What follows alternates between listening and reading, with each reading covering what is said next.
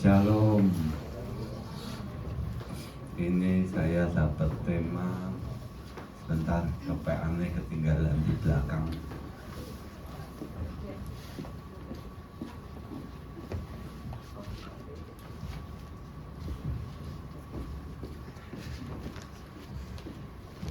Ya, saya dapat tema Joy and Peace. Ini satu tema yang bagus, saudaraku. Jadi kalau kita dapat ini, mestinya kita semua kepengen ya, hidupnya penuh dengan sukacita dan damai, gitu kan ya, enak ya. Ulangan nggak bingung gitu ya. Oke, kita lihat Galatia pasal yang kelima, karena tema ini kan diambil dari ayat ini ya. Galatia pasal yang kelima, ayat yang ke-22. Yuk baca sama-sama ya, ayat 22 aja.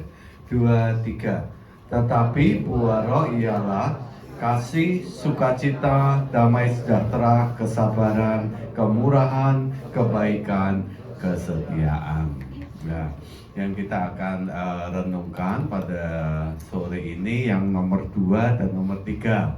Nomor 1 itu yang paling utama, yaitu kasih. Tapi kasih juga harus ditambahkan, saudara ya. Ditambahkan, dan beberapa ada 8 tambahan lagi yang merupakan buah-buah dari Roh Kudus. Dan buah yang kedua dan ketiga itu yang kita akan belajar pada sore ini, yaitu sukacita dan damai sejahtera, joy and peace. Lah, kalau dikatakan buah Roh Kudus, ini nggak dimatiin. Katisan nanti di sini kok sondak katisan ya, hebat.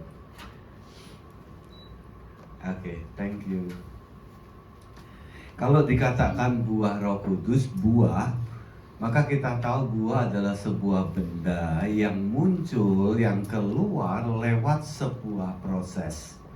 Jadi buah itu nggak mendadakan, kecuali buah plastik ya, buatan gitu. Tapi kalau buah yang sesungguhnya, benda ini hanya ada ketika dia melalui sebuah proses.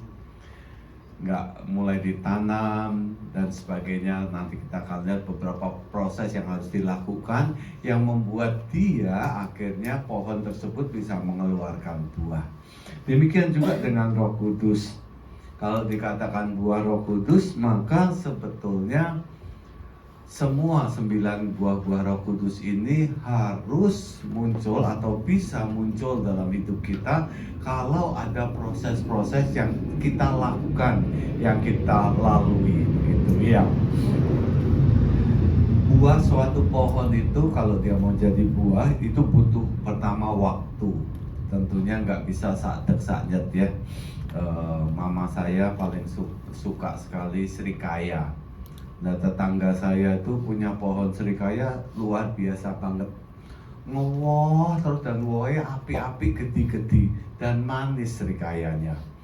Rupanya dia punya teman kerja sarang burung. Jadi permisi kata, kotorannya burung walet itu dikasih ke dia, kemudian dibuat pupuk.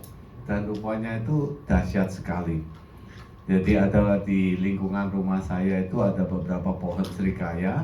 Ada kalau 5 apa 6 di tetangga maksudnya. Tapi satu-satunya yang berbuah sangat lebat dan gede-gede, buahnya nyenengke gitu dilihat, dan manis, bukan cuma gede tapi manis, ya tetangga persis sebelah rumah saya. Tiap pagi kalau saya jalan-jalan, ngajak mama jalan-jalan pagi gitu ya, muterin satu blok begitu, itu mama saya selalu berarti, lah kok banyak men ya buai, lah kok banyak men ya buai.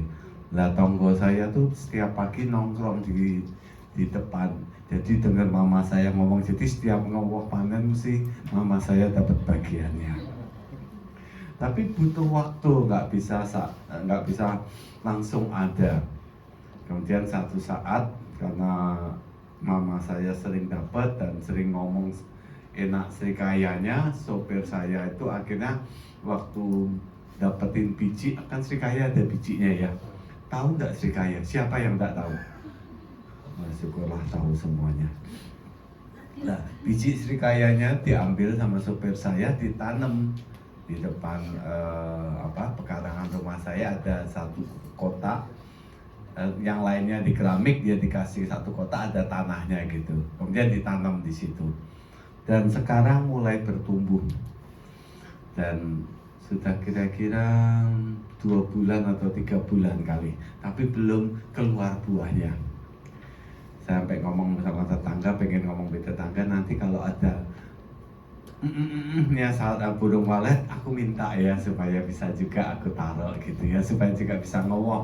Masa setiap kali minta sama dikasih sama tetangga kan ya sungkan begitu. Tapi udah 3 bulan ini sudah mulai keluar daunnya, sudah mulai tinggi pohonnya, puji Tuhan. Tapi belum keluar kembang dan buahnya. Kita tunggu aja. Tapi butuh waktu untuk itu. Butuh kesabaran, butuh keuletan. Jadi kalau misalnya lihat daunnya ada yang kena penyakit gitu, potong, sabar, kemudian dilok gitu ya. Pokoknya butuh satu perhatian, butuh satu pemeliharaan. Nggak bisa sakdek saknyet, tahu ya, sakdek saknyet keluar buah, nggak bisa. Harus ada proses, butuh waktu, butuh kesabaran, butuh keuletan, butuh untuk satu pemeliharaan yang kontinu, perhatian yang sungguh-sungguh, baru nanti keluar buahnya, dan buahnya besar-besar dan manis. Tetangga saya tuh setiap pagi ngeliati pohonnya, metein daun-daun yang kena hama, dipetein, dibuang, dibersihin sekitar pohonnya, kemudian dikebiuri, rajin dia, sehingga hasilnya memang ada, nyata begitu ya.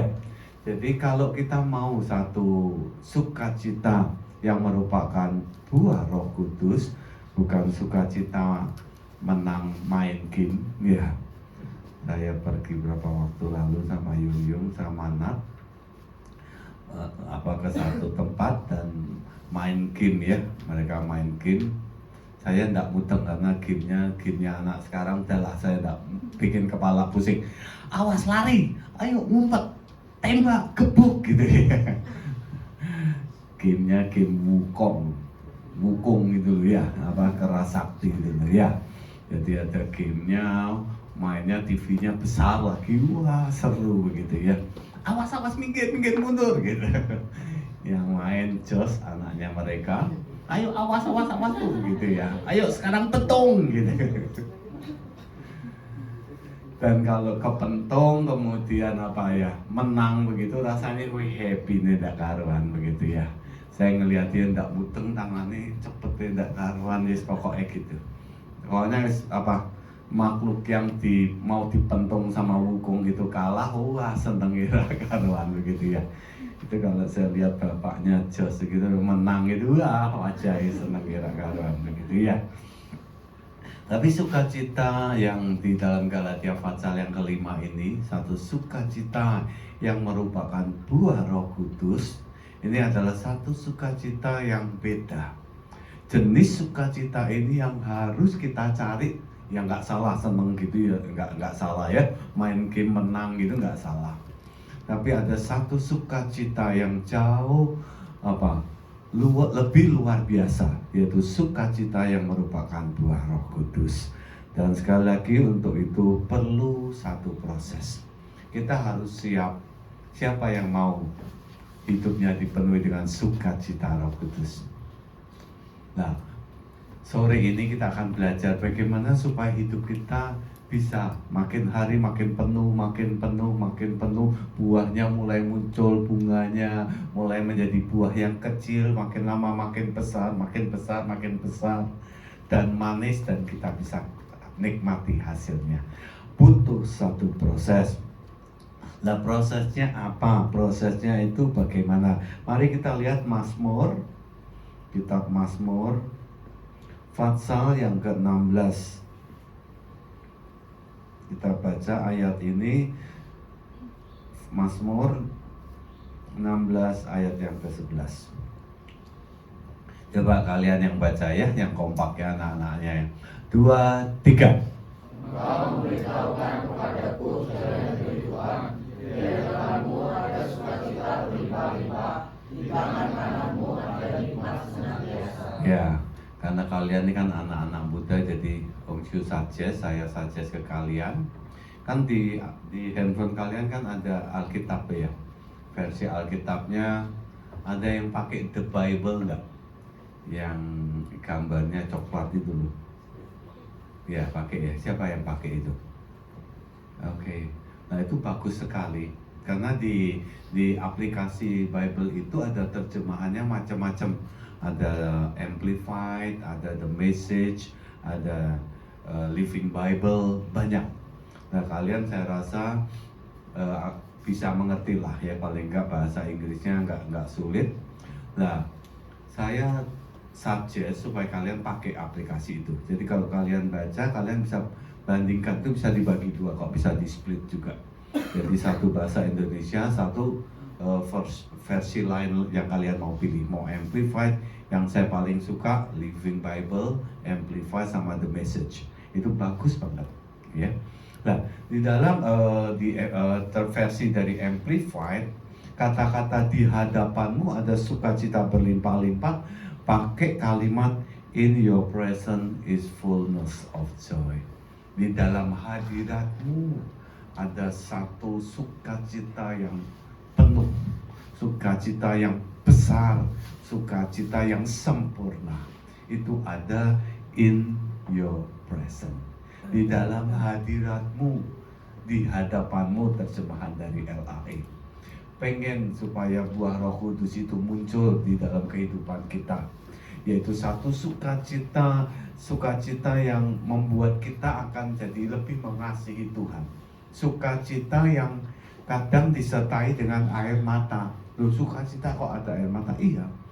Satu sukacita yang merupakan buah Roh Kudus bisa disertai dengan air mata, tapi bukan air mata kesedihan, tapi air mata satu sukacita yang luar biasa, yang jauh melebihi sukacita ketika kita dikasih sepeda motor, mobil sama orang tua kita, ketika kita menang game, jauh melebihi semua itu. Nah, di mana itu kita bisa dapatkan? Di dalam hadirat Tuhan. Om Syu mau cerita mengenai satu peristiwa yang terjadi di tahun 95. Jadi berapa tahun? 30 tahun 30 tahun yang lalu ya. Jadi pada waktu itu Om Syu lagi sekolah di tempat sekolahnya Glory di Kona di Hawaii. Waktu itu Om Syu lagi diminta sama ibu gurunya seorang ibu yang sangat luar biasa. Orang Amerika, gemuk, putih, nggak terlalu tinggi sama saya, tinggi saya sedikit begitu. Tapi manis banget, rohnya tuh manis sekali. Kelihatan rohnya tuh bagus banget begitu. Dia pendoa yang sangat luar biasa. Jadi orang Amerika biasa bangunnya tuh siang-siang ya. Tapi guru ini, Donna Jordan namanya, saya tidak tahu masih hidup atau enggak ini wanita luar biasa ini. Jadi dia bangun pagi-pagi jam 4, jam 5 dia udah bangun mendahului matahari terbit. Kalau di Indo ya, jam 4, jam 5 dia bangun, kemudian dia sembahyang. Dan di kelasnya Om Syu pada waktu itu ada sekitar 70-80 orang lah, gede. Kisahnya waktu mau sekolah di situ agak lucu, karena pikirnya mau sekolah, jadi Om Syu bawanya batik gitu kan, sopan-sopan ya, ada sedikit jas begitu.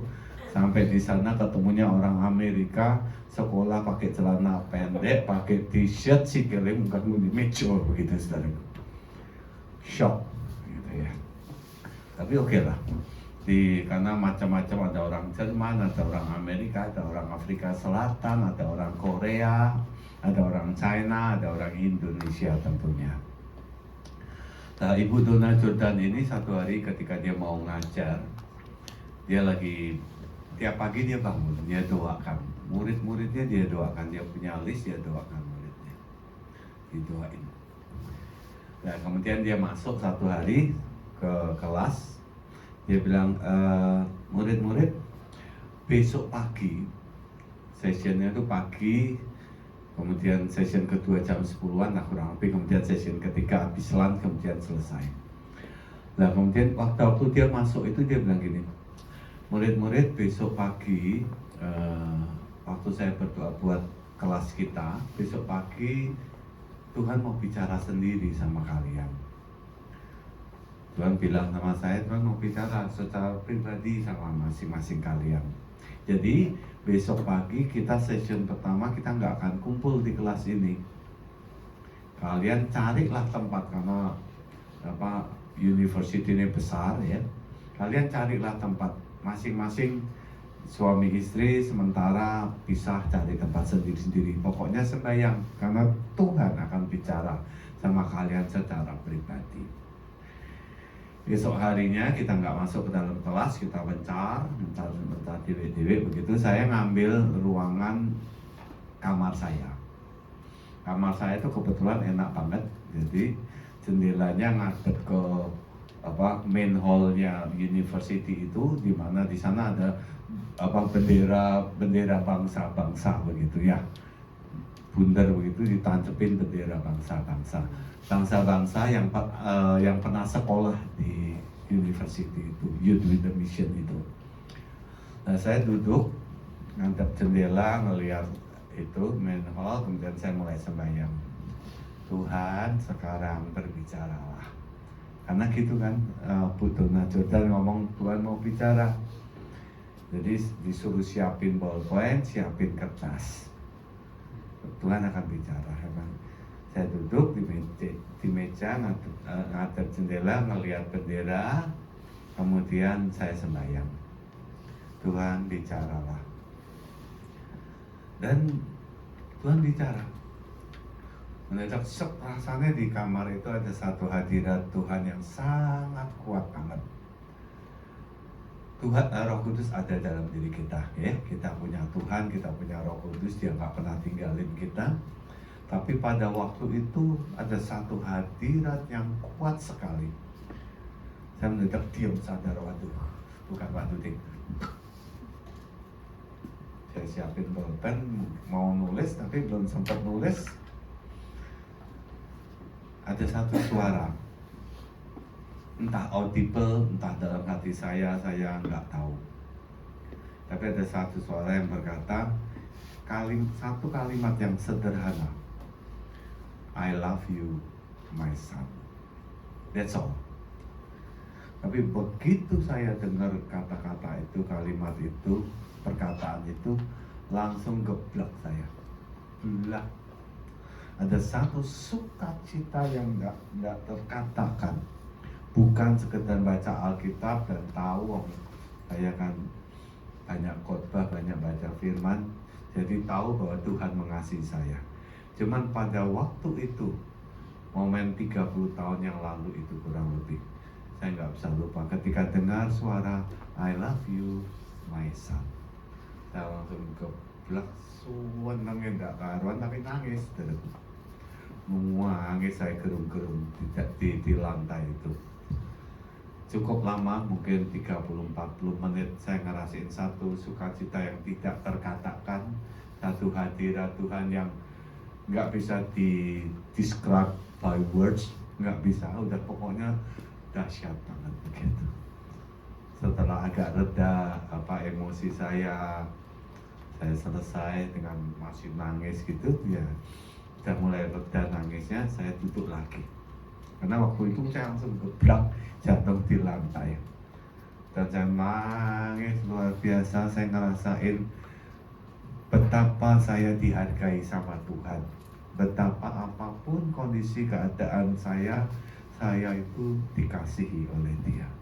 Dan itu mendatangkan satu sukacita yang tidak terkatakan. Jadi kalau pengen nikmati atau ngalami bertumbuhnya sukacita Roh Kudus, buah Roh Kudus, joy dalam hidup kita. Banyak-banyaklah berdiam diri di dalam hadirat Tuhan. Sebab di dalam hadirat Tuhan lah, in your presence there is fullness of joy. Nikmati, kalian akan bertumbuh dengan sangat luar biasa. Even though sudah 30 tahun sampai hari ini saya nggak bisa lupa, dan saya bisa menceritakan secara detailnya. Setelah saya duduk kembali, Tuhan bicara dan saya mulai menulis. Saya mulai menulis apa yang dia katakan.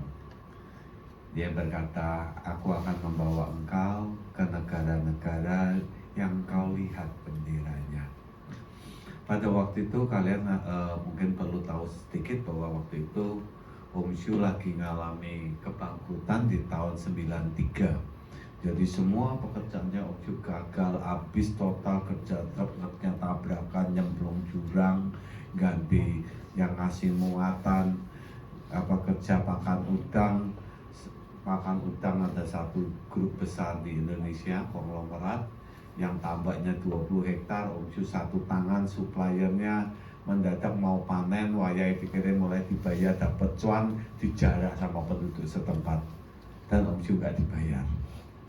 Wah, waktu itu pekerjaannya Om Shu juga ada kerja kopi, dan kerja kopi gudangnya Om Shu lagi penuh sama kopi. Tahun 92-93 itu daerah Demak itu tanggulnya jebol, airnya masuk ke Semarang dan masuk ke Lik, tempat gudangnya Om Shu taruh kopi, dan habis semuanya, habis jadi airnya masuk ke dalam. Nah, kopi itu hidroskopis, artinya dia itu nyerap air. Nah, karung kan enggak hidroskopis, karungnya karung goni. Yang di dalam karung itu nelen minum air banjir, begitu ya. Nah, yang karungnya kan enggak hidroskopis. Dan pada waktu itu kan bertepatan dengan bertepatan dengan Lebaran. Jadi Om Shu karena kerja truk juga, jadi kalau biasanya mau libur Lebaran agak panjang, semua oli mesin Om Shu suruh ganti. Lah, truk kan olinya kan banyak pel-pelan begitu ya. Harusnya dituang di drum yang besar, tapi mungkin sopirnya pengen cepat pulang, habis ditap olinya, ditaruh pel-pelan, ditinggal aja di lantai gitu. Nah kan airnya ganjilnya masuk. Nah, rupanya pelnya ini tadi goyang seperti river, goyang, makin lama goyangnya makin banter, ambruk, pure. Jadi Tuhan membuat perbedaan.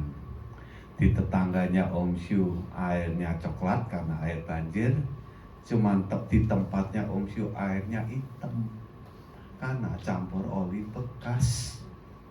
Jadi yang lainnya coklat, cuman gudangnya Om Shu tok hitam. Disedot sama kopinya, karungnya ora kuat, kopinya tambah lemu, jebuar. Nah kan ditumpuk. Nah yang bawah kan pecah. Nah kan kayak gempa bumi. Wah, burer. Mau nolong dan tidak bisa karena pada waktu itu kali gawi sedada lah, nggak sampai sedada orang dewasa. Terkait Om Shu pun mau tak masuk sudah nggak bisa untuk ngangkatin barang, sudah nggak bisa, sudah nggak mungkin dah kerendam. Ya udah, jadi itu bersamaan truk tabrakan satu, sopirnya meninggal, satu lagi truk yang masuk jurang, ganti yang punya barang, truknya habis, kemudian kopi habis juga penuh, baru beli kopiin mau buat ekspor habis. Om Shu ingat Om Shu bawa ke satu tempat dekat pabrik Om Shu karena Om Shu nggak punya air cukup untuk nyuci kopi yang minum oli. Om Shu sambil nangis ngeliat seperti itu. Habis, sehingga Om Shu habis nggak punya apa-apa. Tapi Tuhan buat mujizat. Tuhan buat mujizat dalam waktu 8 bulan. Pada waktu itu terjadi, Om Syu nggak usah cerita karena tadi saya dikandani maksimal 45 menit. Ini baru poin pertama, orang gitu kabeh ini. Nanti bersambung ya. Jadi cepat-cepat Tuhan pulihkan dengan satu cara yang Om Syu percaya ini Tuhan gitu. Karena dalam 40 tahun sejarah kopi nggak pernah terjadi peristiwa seperti ini. Nanti kalau mau tahu tanya pribadi aja ya, waktunya nggak cukup. Pokoknya luar biasa Tuhan pulihkan, Om Syu bisa bayar. Karena waktu itu Om Syu stres sekali. Karena rumahnya mamai Om Syu jadi kejaminan di bank. Lagi nek disita nek mamaku nggawa koper metu teko omah nih piye iki. Omahe disita mergo anake sing jadi pendeta. Itu kan ya ndak nyaman buat Om Syu. Stres berat, tapi Tuhan pulihkan dengan cara yang sangat luar biasa.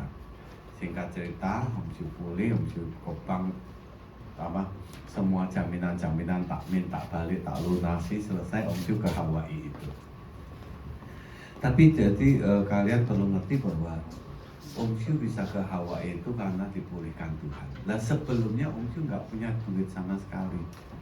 Jadi waktu Tuhan bicara ke negara-negara di mana kau lihat bendera itu ada, aku akan bawa. Itu Om Syu cuman bisa nangis karena Om Syu tahu sebetulnya secara kemampuan manusia Om Syu tidak punya kemampuan itu. Tapi sekali lagi Tuhan adalah Tuhan yang bagi dia tidak ada perkara yang mustahil.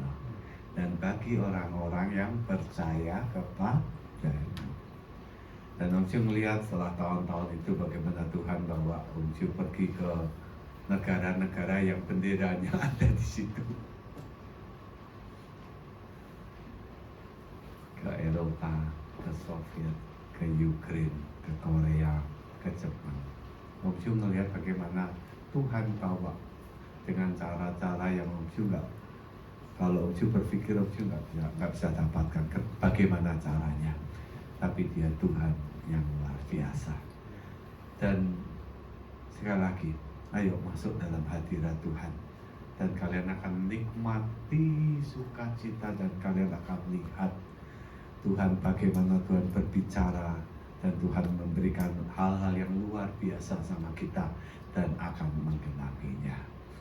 Jadi proses yang kita harus lakukan kalau kita merindukan buah Roh Kudus, sukacita keluar dari dalam hidup kita atau ada dalam hidup kita, banyak bersekutu dengan Tuhan. Amen. Ngomong besok banyak bersekutu sama Tuhan.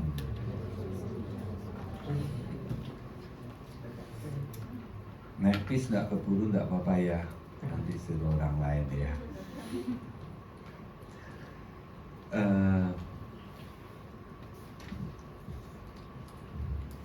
Ngomong sebentar ya. Ya udah langsung kedua wes Om Syu mau ngomong dari sahabat.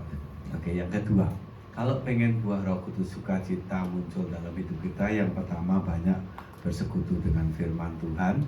Nanti kalian catat sendiri Markus pasal yang pertama, kalian lihat mulai ayat 30, baca di sana. Bagaimana pagi-pagi benar sebelum ketika hari masih gelap, Yesus bangun, Yesus pergi keluar, Yesus berdoa. Yeah. Jadi Yesus sendiri buat Tuhan ada satu pengertian, satu value yang dia pegang kuat, yaitu dia tidak pernah boleh untuk kehilangan persekutuan dengan Bapaknya, mencari hadirat Tuhan, tinggal di dalam hadirat Tuhan. Kalian belajar, Daud ketika dia masih remaja, mungkin seusia kalian lah mungkin, dia itu seorang yang mencari hadirat Tuhan, yang tinggal di hadirat Tuhan. Terus ini dia jaga, dia maintain. Itu sebabnya hidup dia walaupun begitu banyak tantangannya, kadang beratnya luar biasa. Tapi kalau kalian baca di Mazmur 100, ku masuki gerbangnya dengan hati yang bersyukur, bersukacita, bergembira karena Tuhan. Itu Daud kuat sekali di sana. Sukacita yang ilahi, sukacita buah Roh Kudus kuat muncul dalam hidupnya Daud. Kenapa? Karena dia banyak mencari hadirat Tuhan. Yang kedua, supaya buah Roh Kudus ini muncul dalam hidup kita, yang kedua adalah pemberitaan Injil. Mari kita lihat Yesaya 52 ayat yang ke-7 dan 8. Yesaya 52 ayat yang ke-7. Betapa indahnya kelihatan dari puncak bukit-bukit kedatangan pembawa berita yang mengabarkan berita damai dan memberitakan kabar baik, yang mengabarkan berita selamat dan berkata kepada Sion, Allahmu itu Raja. Ayat 8, dengarlah suara orang-orang yang mengawal engkau, mereka bersama-sama bersorak-sorai, sebab dengan mata kepala sendiri mereka melihat bagaimana Tuhan kembali ke Sion. Pembawa kabar baik itu diiringi dengan sukacita. Orang-orang yang mengawal pemberita kabar baik itu orang-orang yang penuh dengan sorak-sorai. Om Syu, nggak tahu kalian pernah dengar apa enggak cerita satu hari Om Syu pergi ke rumah sakit Panti Wiloso. Panti Wiloso waktu itu ada jam besuk yang lebih pagi, jadi sebelum semuanya boleh besuk ada satu jam sebelumnya yang diizinkan oleh tim pelayanan gereja. Panti Wiloso kan rumah sakit Kristen ya. Jadi waktu itu Om Syu masih di gereja Brenggading. Jadi kami punya tim yang satu jam sebelum jam besuk udah pergi sih. Karena kami punya izin, kami masuk. Nah kami nyari di bangsa-bangsa, mendoakan orang-orang gitu. Nah di sana kan enggak Kristen toh, ada yang agama lain. Nah kadang kita masuk kan pertamanya grogi. Ini mau ngomong apa ya? Maksud agamanya tahu ini agamanya lain, karena yang nunggu juga pakaiannya pakaian bukan agama Kristen. Piye nih carane ngomong? Maksud main didoake Kristen piye yo, ngamuk ora ya gitu ya. Tapi kami masuk aja pokoknya masuk. Dan biasanya tim kami pisah satu orang satu. Kadang ngomong, Pak boleh kami berdoa?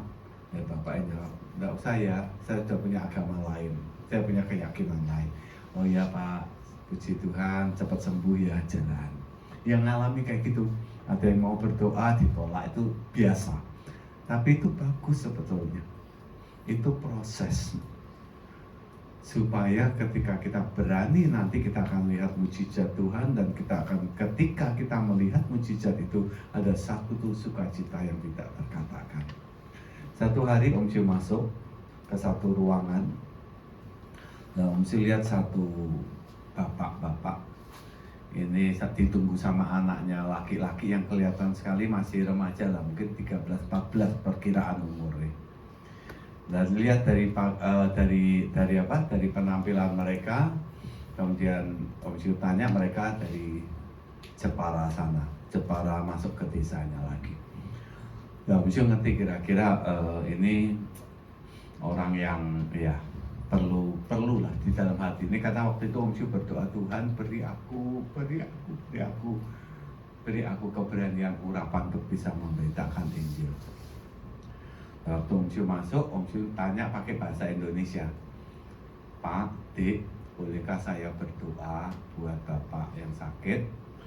Nah, Om Syu dari raut wajahnya mereka nggak jawab sih, tapi dari raut wajahnya mereka, Om Syu ngerti mereka nggak ngerti apa yang Om Syu tanya. Atau mungkin ya setengah mudeng setengah enggak gitu. Mendadak muncul di kepala Om Syu, waduh kira ojo-ojo tak ngerti bahasa Indonesia gitu. Nah sedangkan kalau sama orang desa ngomongnya kan kromo, gue repotnya kromo inggil. Nah Om Syu enggak bisa, karena Om Syu sekolah dari Jakarta pindah Semarang. Pelajaran yang paling menakutkan dan membuat Om Syu kemeringat adalah bahasa daerah. kono coro kodoto sawolo lawala gitu. Karena ulangan gak pernah lebih dari angkanya 3. Pernah sekali dapat 5, dipanggil ke depan sama gurunya Bu Umi. Kanju, kamu nembak ya? Ngomongin untuk 5 kok diarani nembak coba. Abang kan 5 ya, tapi memang nembak. Karena tahu bahwa kamu ini nggak bisa dapat 5, kamu tuh 3, 2, 1 gitu. Jadi pernah ada suruh ngeromok kan ya. Ibu pergi ke pasar membeli makanan gitu ya, suruh ngeromok. Nah saya bingung, segawon kulo tindak peken. Tahu segawon? Tahu nggak? Ah ya sama kayak Om sini. Segawon tuh guguk anjing. Jadi anjing saya pergi ke pasar. Gitu kok dibaca kayak jadi sak kelas guyu gitu. Ah gitu. Dan ini ketemu sama bapak ini. Aduh, Tuhan tolong. Tapi pengen cerita tentang kasih-Mu. Pengen cerita betapa Engkau mati berkorban buat aku. Cuman gak bisa ngomong dia. Waktu itu Om Siu sembahyang, Tuhan tolong. Bling, Pak, wonten panglipuran ing Gusti Yesus, wonten panglipuran enggal lah kan pengkhotbah ya. Nadanya kan bisa gitu ya. Tahu nggak kalimat apa yang Om Siu sedang ngomong sama dia? Wonten panglipuran enggal, Gusti paring ayem lan paring kesarasan. Tahu apa? Lagu. Itu lagu bahasa. Wonten panglipuran ing Gusti Yesus, wonten panglipuran enggal. Om Syukot pakai bait itu.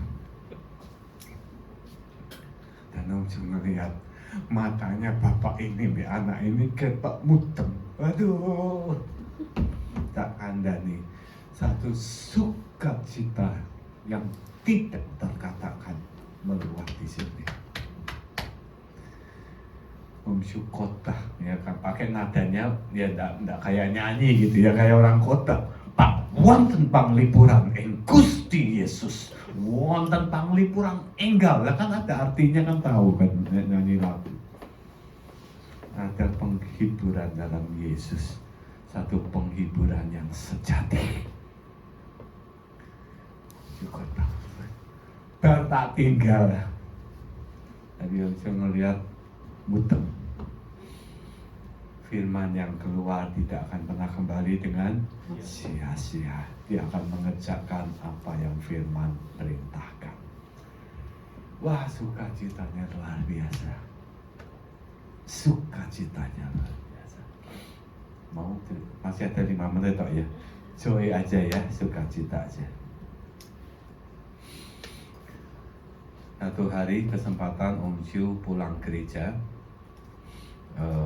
Om Siu ngomong be Tante Siu, aku dinoki kepengen lu ngomong, pengen golek mangsa dalam tanda petik, pengen cari orang yang Om Siu mau bagikan tentang kasih Tuhan. Waktu itu Gelael Citraland.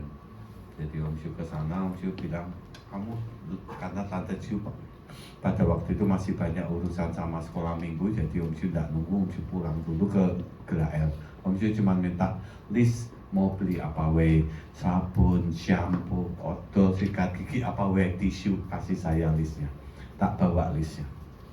Om Siu pergi ke Gelael, dan di Gelael nih Om Siu kan sembahyang, Tuhan pengen cerita tentang Engkau. Nah, lagi Om Siu jalan ke lorongnya, ya sambil nyari, lupa bawa sabun, bawa sampo, lupa lagi nyari. Dari arah yang sana jalan satu tante. Tante ini dulu jemaat gereja, cuman karena ada peristiwa yang sedikit ya membuat dia akhirnya meninggalkan gereja gitu. Cuman dulu kan baik saya jadi ngerti. Om Yu mau lari saya nggak pegang tangannya. Halo tante, saya giniin kan dia mau lari nggak bisa. Mau menghindar saya aja salam saya. Tante gimana baik tante? Mendadak di sini. Di sini. Om Yu lihat kanan kiri ada S2 SPG. Tante ini sih udah tahunan buluan di gereja kok. Tapi ada 2 orang ini yang di kanan kirinya Om Yu yang berdiri nungguin produknya dia. Yang Om Yu tahu bahwa mereka bukan orang percaya. Bling begitu. Tante, jangan lupa Yesus Kristus mati, suaranya tak banterna.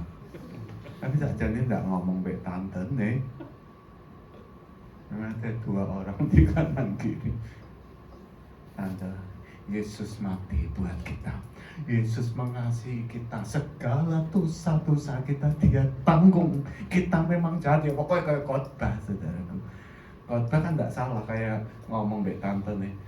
Nah karena suaranya rodok banter, 2 orang ini kan ya rodok ono foto iki gitu.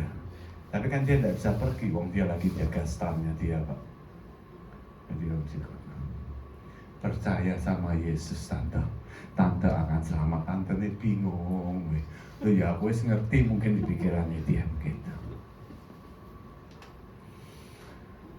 Selesai, tante ini bisa diem aja tanganin. Saat Om Yu khotbah nggak tahu 5 apa 7 menit khotbah, nyampein bahwa ada korban Kristus yang menolong. Selesai bar, tantenya begitu tak lepas senang, oh iya teh yang jalan gitu. Tapi sekali lagi ada satu sukacita kayak di Panti Wiloso itu yang meluap dalam hatinya Om Yu.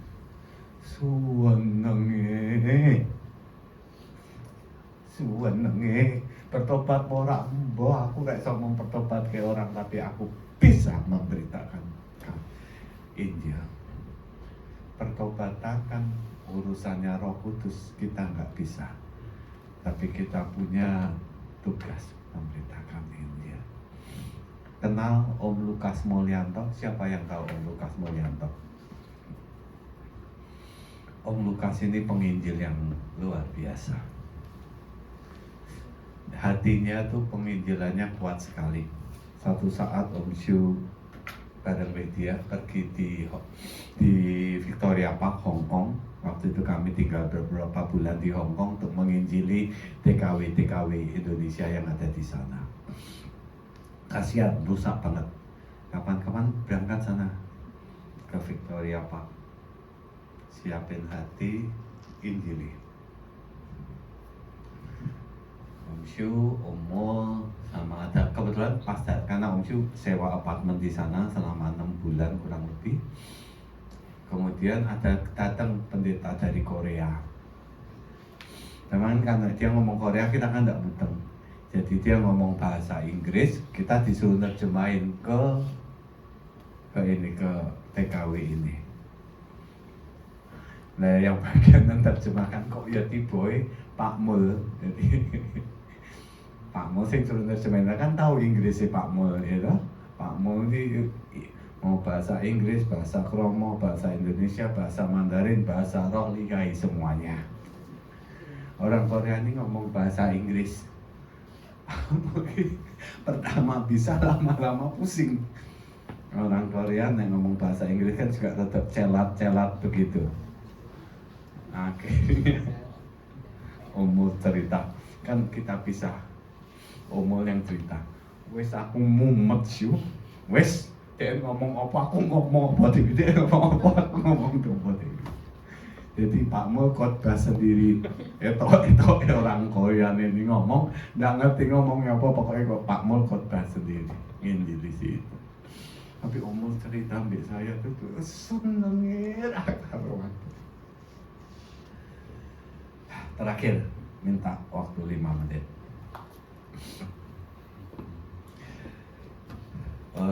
Satu hari di Victoria Park itu, ini kan kita ke sana tuh semua korban gitu. Ngangkati Om Ju waktu itu tidak salah di lantai 16 apa 26 gitu. Kan bawa Alkitab, waktu itu Alkitabnya kandel-kandel yang punya ELAI dulu. The Gideon.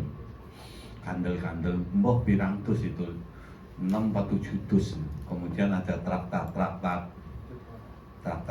waktu itu mbah berapa dus, pokoknya belasan dus. Ngangkati yang pergi ke lift sih, naik ke lift kemudian bawa ke kamar. Wah, buat tidak karuan. Percayalah Alkitab zaman dahulu abot, enak Alkitab zaman sekarang. Nah, waktu begitu kan kemudian biasanya setiap hari Minggu kita keliling Victoria Park karena itu kumpulnya TKW Indonesia. Dari jauh lah 200 meter wis krungu kon tekon ndi kon wau mangan apa nah, karena dialek Jawa Timur kencenge ndak sampai sana Surabaya, Malang, Probolinggo, pokoknya orang-orang daerah timur tuh banyak banget di Hong Kong. Nah, Uju kan bawa tas, gembel tas, ya saya nek saya ya kira-kira boyoan gitu. Nggawa Alkitab berapa mbah? 10 mbek traktat gitu. Jalan pergi ke Victoria Park. Begini, Mbak, ini traktat begini. Ada yang nerima, baca sebentar. Oh, Kristen toh. Ya Mbak, ya. Nah, tinggal gitu. Satu saat Om Ju temu satu kelompok mbak-mbak ini, TKW kita ini, Om Ju kasih. Dia, oh Kristen toh. Wek. Wurr gitu, diumbul gitu. Waktu itu hatinya Om Ju sakit luar biasa. Dalam hatinya Om Ju ngomong, nanti atau mbak aku lu ngomong iki. Om Ju waktu itu baru aja selesai bangun rumah di Sri Rezeki. Kalau ada yang pernah tahu rumah Om Ju di Sri Rezeki itu enak wedi. Kamarnya tak buat 6 kali 12. Wedi. Turunnya enak, tapi badati mangkat lu Hongkong burung sempet nikmati lama di rumah itu, kamar itu. Dan hatinya Om Ju pindah nunggu apartemen, ukurannya itu 4 gitu. 4 atau 4,5 atau 5 lah maksimal kali 5. 4 kali 5 itu sudah termasuk kamar tidur 2, ruang keluarga, dapur, kamar mandi. Lah kamar mandinya itu kira-kira 90 atau 95 cm. Jadi nek mandi jangan berharap bisa gini-gini kejedut mbek temboke. Jadi mandi ya gini ya, pokoknya sopan, nggak bisa kecilaan begitu.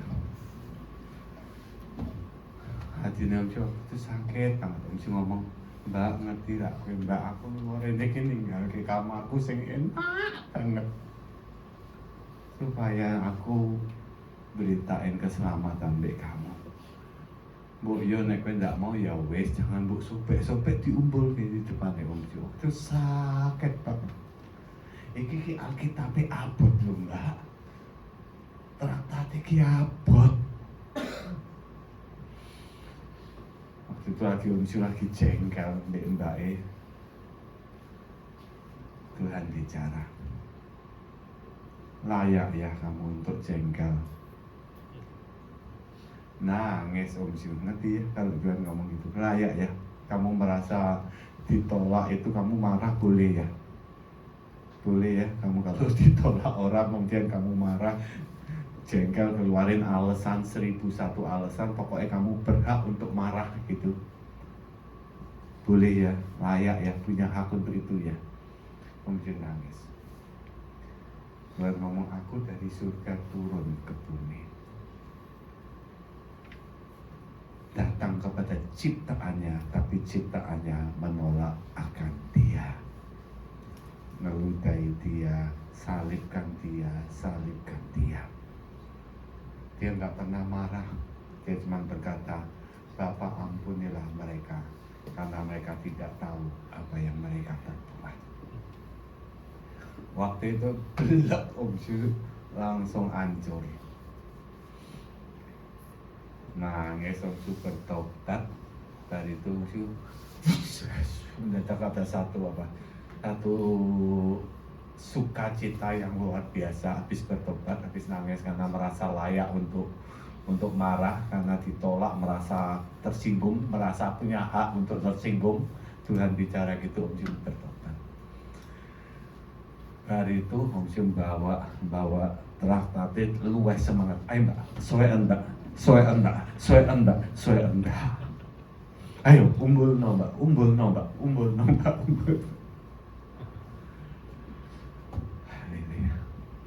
Tapi ada satu pengalaman yang indah. Nah, kita mau berani minta urapannya Tuhan, pertolongannya Tuhan, penyertaannya Tuhan, untuk minta hikmatnya Tuhan memberitakan Injil. Buah Roh Kudus akan muncul di sana, buah sukacita. Dan kalau ingat cerita itu Om Syu sangat nggak mau lupa. Karena itu sungguh-sungguh mendatangkan satu kebangunan rohani sendiri dalam diri Om Syu. Ya, oke. Jadi dua hal. Kalau pengen melihat buah Roh Kudus, buah sukacita keluar dari hidup kita atau muncul dari hidup kita, berbuah di dalam hidup kita. Yang pertama, ayo banyak berendam di dalam hadirat Tuhan. Ya. Jangan malas saat itu. Seperti orang nyirami. Ayo, belum ketok enggak apa-apa. Baca enggak, muter enggak. Om Syu bolak-balik kadang ketemu orang ngomong baca enggak muter hati nih. Om Syu pembacaan Alkitab baru sampai Yesaya 40, 41, 42. Coba kalian baca nanti di rumah. Udah sisa river apa muncul kabeh. Roh membawa aku ke pintu gerbang utara dan mengukur pintu gerbang utara itu 25.000 hasta panjangnya, 20.000 hasta lebarnya. Kemudian aku dibawa ke gerbang barat, mengukur. Ya Allah, ini baca apa? Tapi firman Tuhan bilang, baca. Pada waktunya Tuhan sendiri yang akan mewahyukannya. Soal mendapat pengertian itu bukan porsi kita, porsinya Dia. Yang penting setia. Makanya Om Syu dorong, ayo next, banyak baca firman, banyak doa. Bangun pagi minimal 1 jam untuk swimen. Tuhan ngomong baik murid, tidak dapatkah engkau bertahan barang 1 jam saja? Bisa. Saya bintang-bintang musik nyanyi. Wonten pangdipuran. Nyanyi. Sembahan TN. Bukan sak jam males enggak kerasa. Coba praktek. Nanti kan kalian lihat masuk dalam hadirat Tuhan. In your presence there is a fullness of joy. Sukacitanya ada. Ngadepi dunia jadi Dan yang kedua, ayo belajar memberitakan Injil. Karena memang kita kan cita-citanya Tuhan untuk memberitakan kabar baiknya Dia. Oke? Sorry, hampir 1 jam. Mari kita sembahyang. Bapa, firman-Mu telah selesai disampaikan. Doa hamba berkat-Mu Tuhan atas next ini.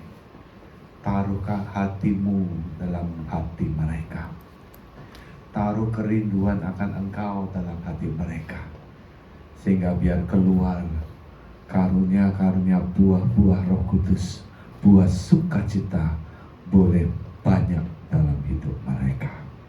Lengkapi mereka Tuhan, urapi mereka, bibir mulut mereka urapi. Sehingga ketika mereka memberitakan kasih-Mu, menceritakan kesaksian hidup mereka atas perbuatan-Mu dalam hidup mereka, orang yang mendengar terjamah oleh urapan-Mu. Terima kasih Tuhan. dalam nama Tuhan Yesus. Amin.